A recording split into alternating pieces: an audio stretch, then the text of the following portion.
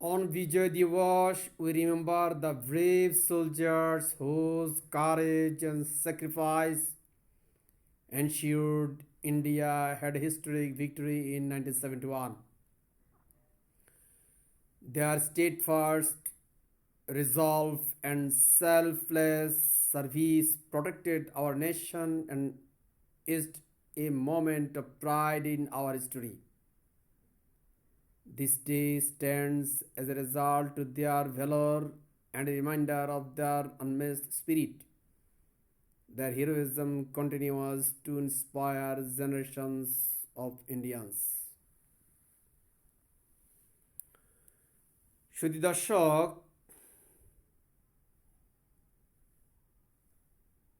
আমি কিছুক্ষণ আগে আপনাদের সামনে যে ইংরেজি কিছু বাক্য পাঠ করলাম, এগুলো ভারতের প্রধানমন্ত্রী নরেন্দ্র মোদীর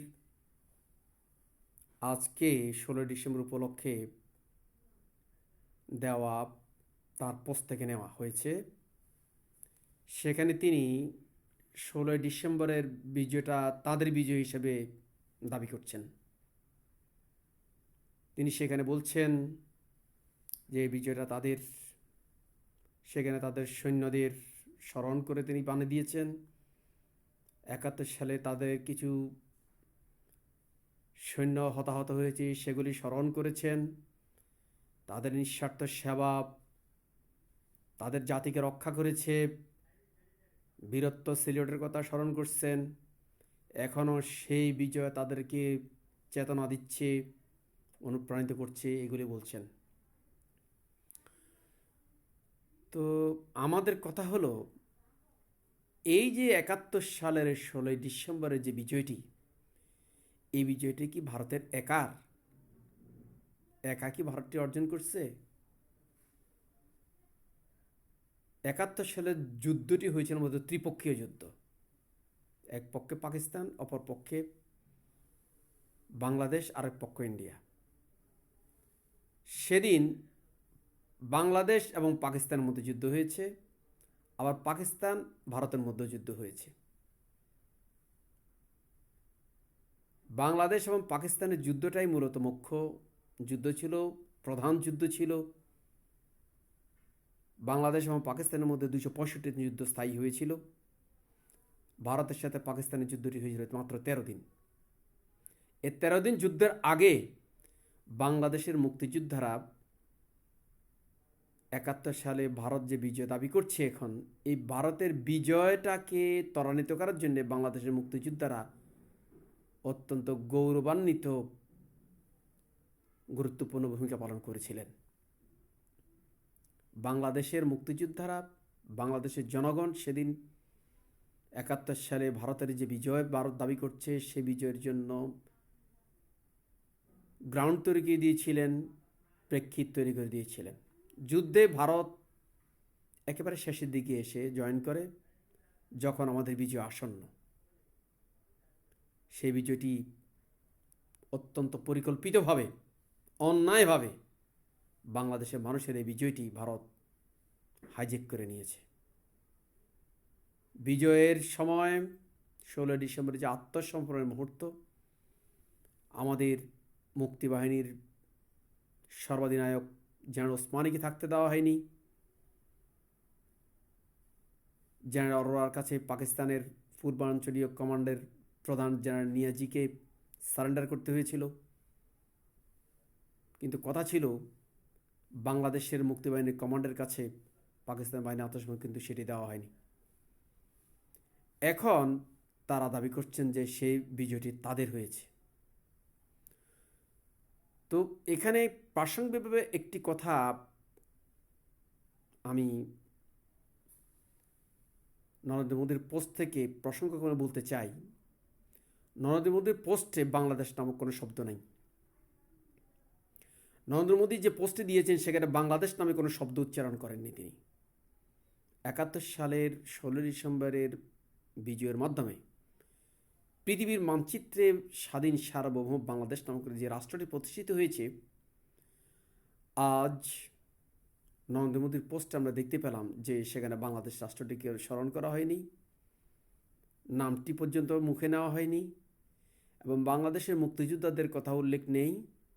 বাংলাদেশের গৌরবান্বিত গৌরবোজ্জ্বল মুক্তিযোদ্ধাদের যেই ইতিহাস, যেই অ্যাডভেঞ্চারগুলো আছে, যে গেরিলা যুদ্ধ আছে, তার কিছুই সেখানে উল্লেখ নেই। একটি তিল ধরে তিনি উল্লেখ করেন নাই, স্মরণ করেন নাই। তাহলে আমাদের প্রশ্ন, ভারত সরকার, নরেন্দ্র মোদী সরকার, তারা কি বাংলাদেশকে স্বীকার করেন না? বাংলাদেশ যে রাষ্ট্রটি, নতুন জাতিরাষ্ট্র তৈরি হয়েছে, এই দেশের স্বাধীনতার সার্বভৌমত্ব কি তারা আজও মেনে নিতে পারেননি? আমি এই বিষয়ে বাংলাদেশের কিছু বিভ্রান্ত মানুষ এবং নতুন প্রজন্ম, ছাত্র ছাত্রী, কৃষক, মজুর, শ্রমিক, সাধারণ জনতা, বুদ্ধিজীবী, জ্ঞানী, গুণী, রাজনীতিবিদ, সবার কাছে এই বিষয়টি ভেবে দেখার অনুরোধ করছি এবং এই বিষয়টার বিচারের ভার অর্পণ করছি। প্রসঙ্গক্রমে আমি নরেন্দ্র মোদী, ভারতের প্রধানমন্ত্রী, তার পোস্টের প্রেক্ষিতে